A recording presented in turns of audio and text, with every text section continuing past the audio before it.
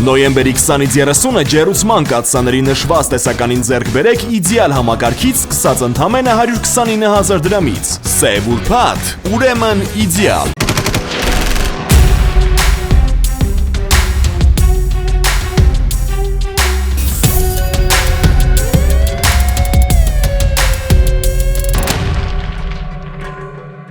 Քննչական կոմիտեում առերևույթ փաստական տվյալներ են ձեռք բերվել այն մասին, որ օգոստոսի 9-ին Վանաձորում կողմերի միջև տեղի ունեցած վիճաբանության ժամանակ ՄԿ-ն իր մոտ գտնվող կտրուկ ծակող առարկայով հարվածներ է հասցրել ԿԲ-ի Կրծքավանդակի եւ Պարանոցի շրջանին առողջությանը պատճառելով ծանր մարմնական վնասվածք, որից հետո ՆԲ-ն ապօրինի կերպով ձեռք բերված հրազենի գործադրմամբ կրակոցներ է արձակել ՄԿ-ի եւ ԷԲ-ի ուղղությամբ։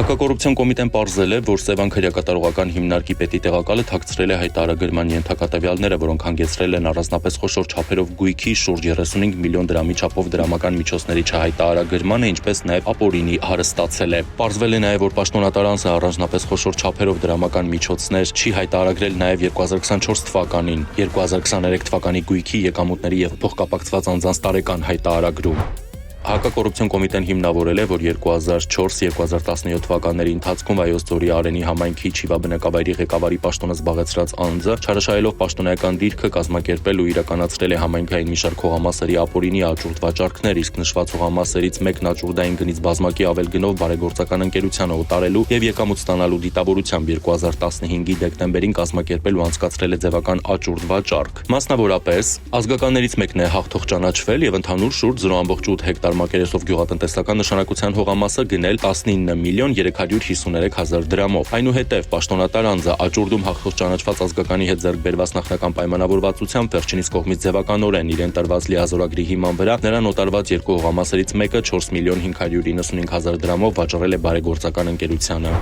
Քննչական կոմիտեն պարզել է, որ քաղաքացին 2025 թվականի հոկտեմբերի 25-ին մաքսային անցակետով Հայաստան մուտք գործելիս մաքսային հայտարարագրման ենթակա չհայտարարագրված դրամական միջոցը պահելով իր հագին եղած հագուստի գրպաններում Հայաստանի պետական սահմանով ապօրինի տեղափոխել է առանձնապես խոշոր չափերով ընդհանուր 7 միլիոն 990 հազար ռուսական ռուբլի կանխիկ գումար։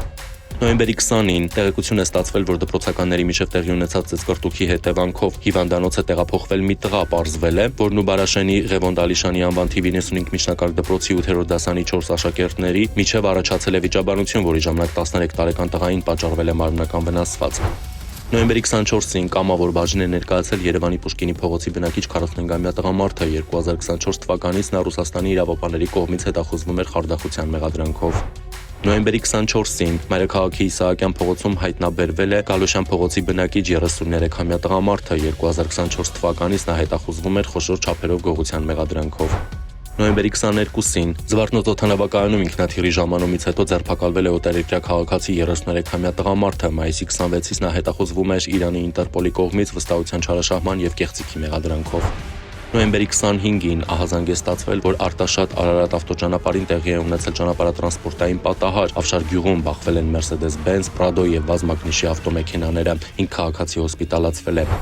Նոյեմբերի 26-ին Երևանի Արգավանդի Խաչմերուկի հարևանությամբ Արատի մարզի բնակիչ 25-ամյա գնելն իր վարածված 21 մակնիշի ավտոմեքենայով բախվել է Mercedes S580 Jeep Renegade մակնիշի եւ ճանապարհի թույլատրելի հատվածում կայանված Toyota մակնիշի ավտոմեքենաներին, ապա բախվել Երկաթե դարպասին, տուժածներ չկան։ վազ 21-21-ի վարորդը ավտոմեքենա վարելու իրավունքի վկայական չի ունեցել։ Նոյեմբերի 23-ին ահազանգ է ստացվել, որ Երևանի Գարեգին Նժդե փողոցում այրվում է ավտոմեքենա, հրշեջ փրկարարները մարել են, Երևանի 61-ամյա բնակչին պատկանող Toyota մակնիշի ավտոմեքենայում առաջացած կրակը տուժածներ չկան։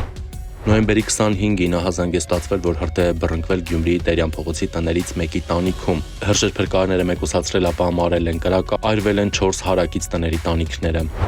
Նոյեմբերի 25-ին ահազանգ է ստացվել, որ Երևանի Արշակունյաց պողոտայի շենքերից մեկի տանիքից ծուխ է նկատվում, պարզվել է, որ հրդեհ է բռնկվել Արշակունյաց պողոտայում գտնվող քոլեջներից մեկի հետնամասում գտնվող պահեստային հատվածում, հրդեհը մեկուսացվել է։